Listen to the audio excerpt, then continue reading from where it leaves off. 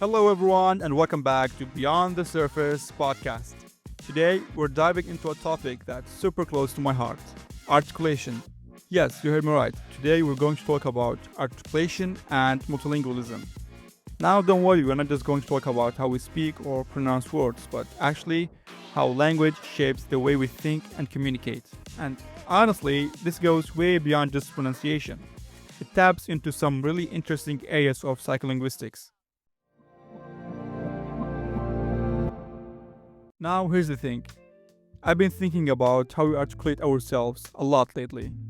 Growing up in two different regions with parents from different ethnic backgrounds, I always felt like a little torn, like when someone asked me the classic question, "Where are you from?" I've always had this weird mix of confusion and embarrassment in my head.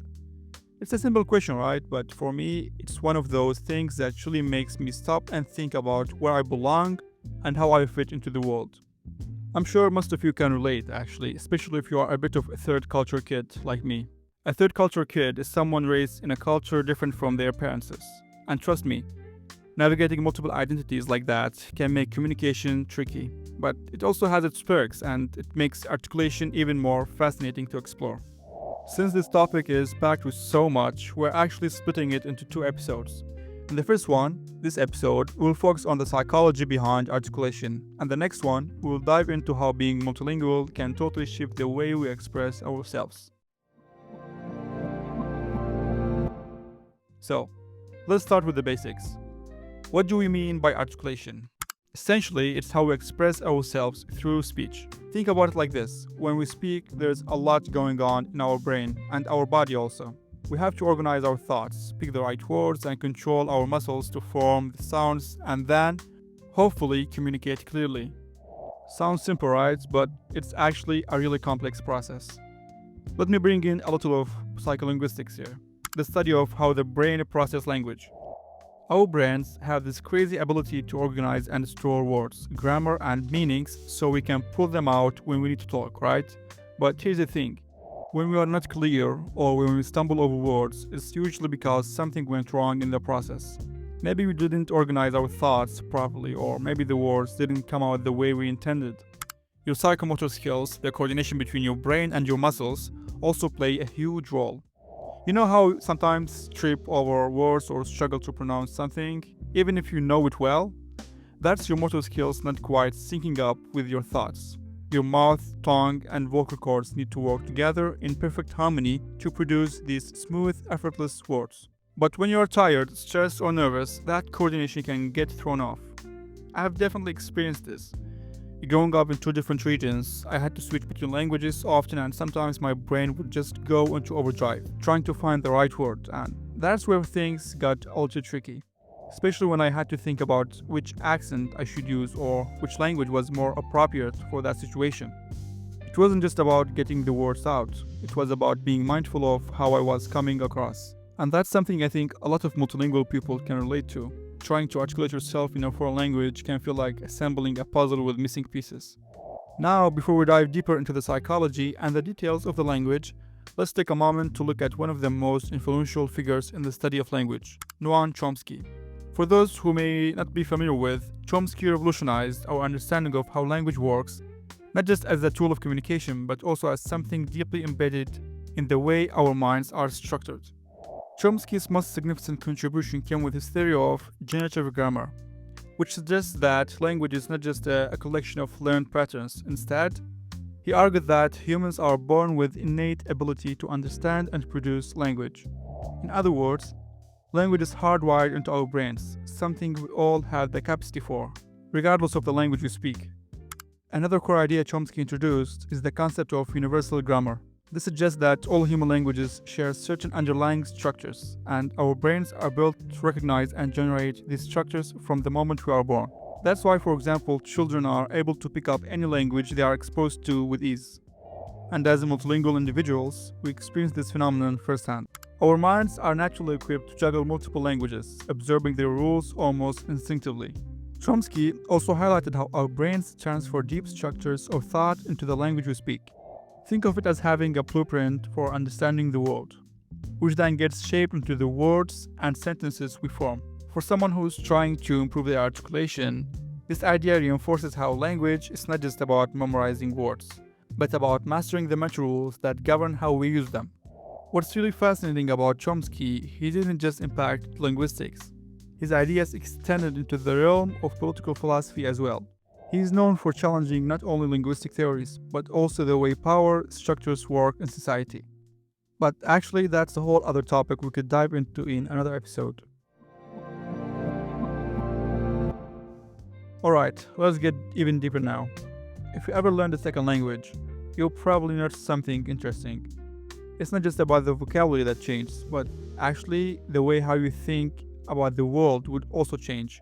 And that brings us to something called linguistic relativity. It's a theory that says the language you speak actually shapes the way you perceive the world.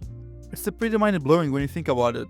For example, when I'm speaking in my native language, I feel like certain words have a deeper meaning, and the way I express myself can be so different from when I speak English.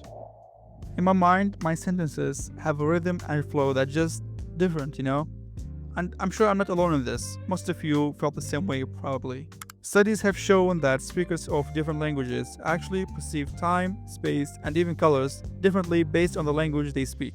Now imagine being multilingual, like me or some of you may be listening. Switching between languages can make you feel like you're switching between different versions of yourself.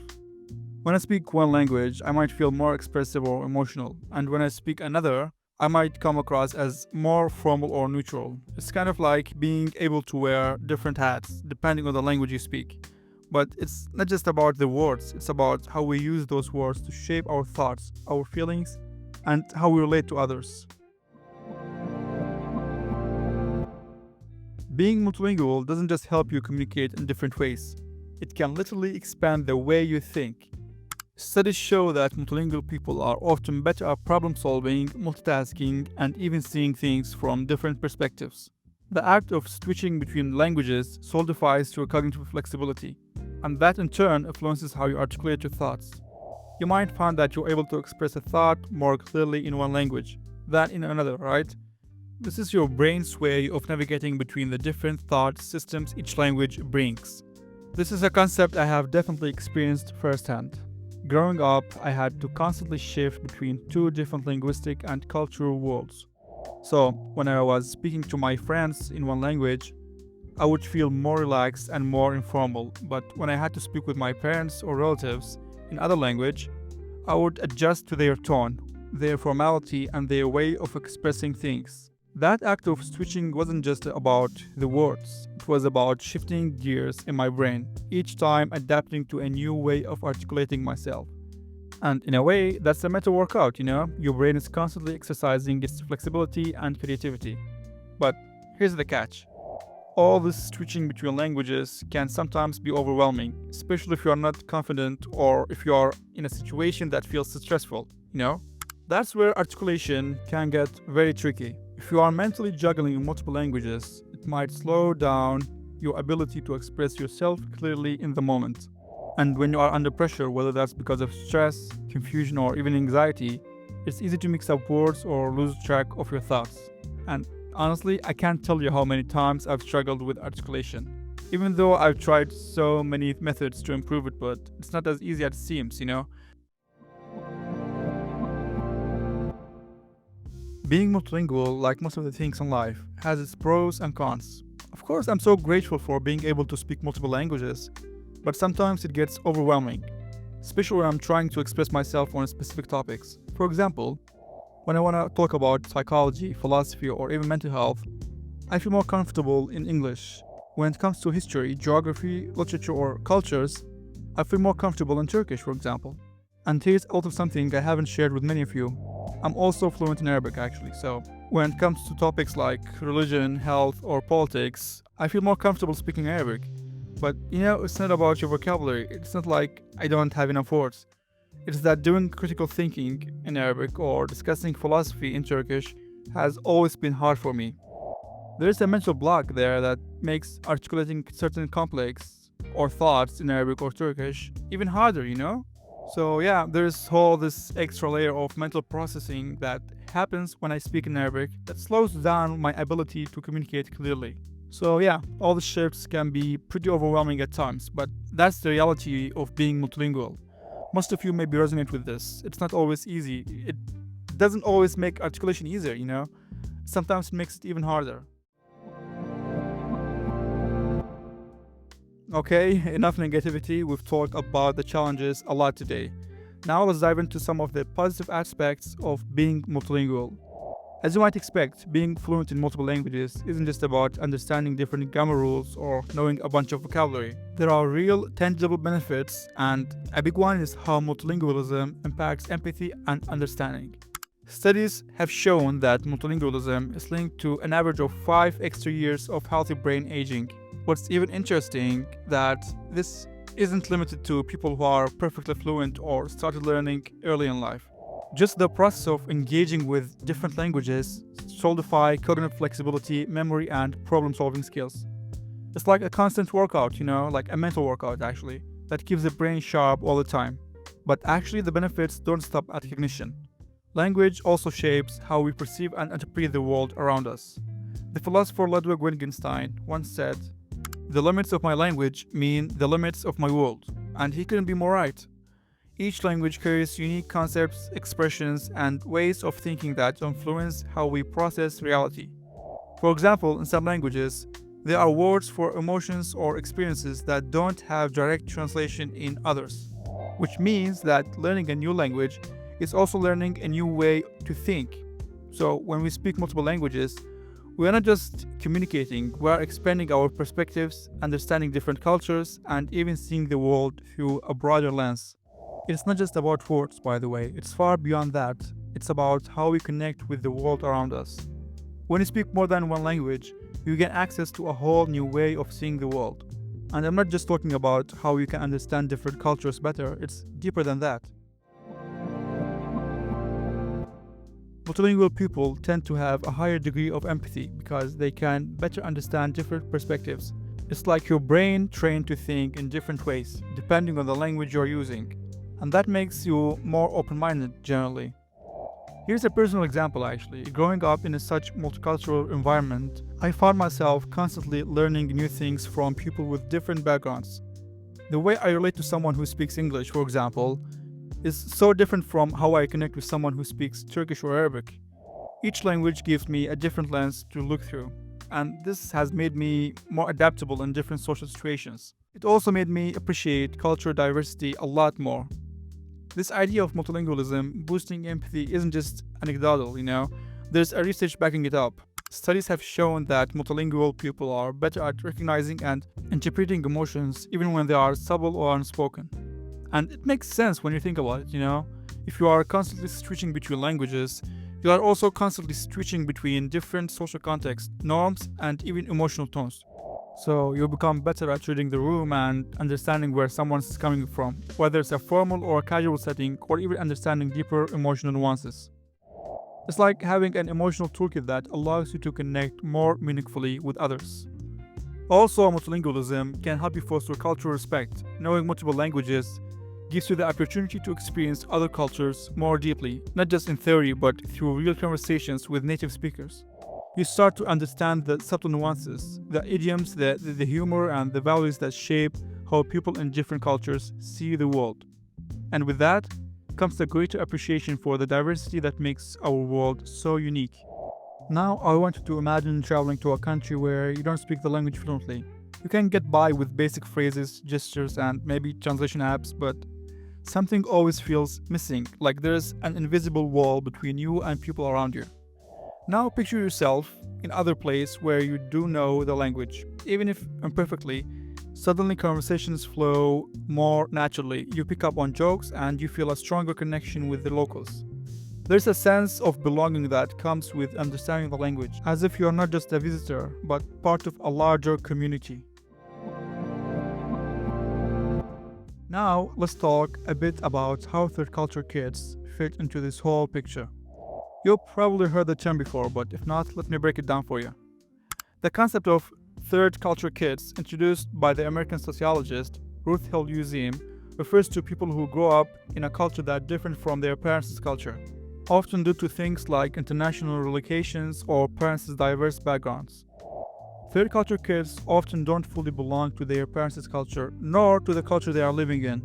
They develop a unique identity that's a blend of both worlds.